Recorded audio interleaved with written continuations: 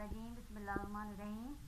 अस्सलातु वस्सलामु अलैका या रसूल अल्लाह, अस्सलातु वस्सलामु अलैका या हबीब अल्लाह, अस्सलातु वस्सलामु अलैका या सय्यदी या नूर अल्लाह। अस्सलामु अलैकुम व रहमतुल्लाहि व बरकातुहू। मेरे बहन भाइयों, मेरे गाजर वीज़र यूट्यूबर फैमिली, मेरे सब्सक्राइबर बहन भाई, कैसे हैं आप लोग? सब ठीक ठाक हैं जी? आपकी दुआओं से अल्लाह ताला के रहम और करम के साथ माशाल्लाह से मेरा सुबह का आगाज़ बहुत प्यारा, बहुत ही प्यारा माशाल्लाह से हो चुका है। और उम्मीद करती हूँ कि मेरे प्यारे बहन भाइयों का आगाज़ भी सुबह का माशाल्लाह से बहुत अच्छा हुआ होगा।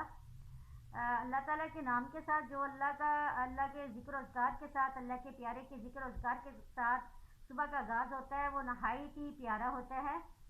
और आपको ये भी बताया जाता है कि जब अब हम सुबह उठते हैं तो बड़े प्यार और खुलूस के साथ एक दूसरे से पेश आते हैं, ताकि हमारा सारा दिन जो है वो अच्छा गुजरे।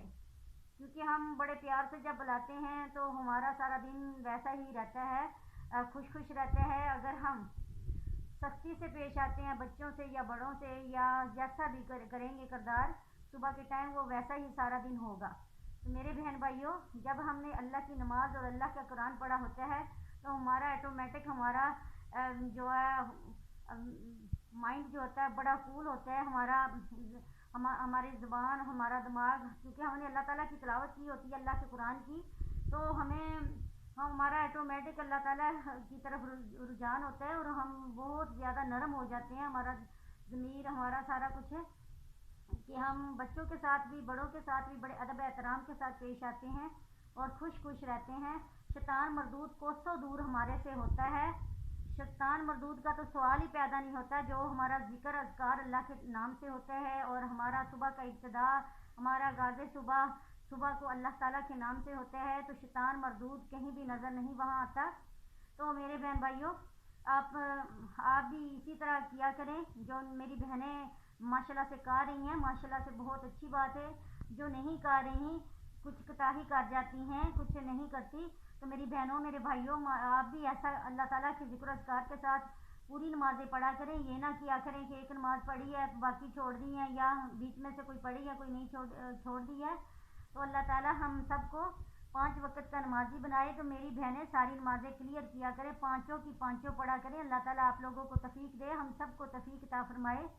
तो नमाज जो है यही तो हमारा एक अमल है। दुनिया में रह के जो हमने कमाना है, ये कुछ है हमारा हुस्न अखलाक है अल्लाह के बंदों के साथ। और जो नमाज है ये हमने अपने लिए लेके जानी है। हमारे घर की असल चाबी यही है और हमने अपनी चाबी को बहुत अच्छा बनाना है, इसको जंग नहीं लगने देना।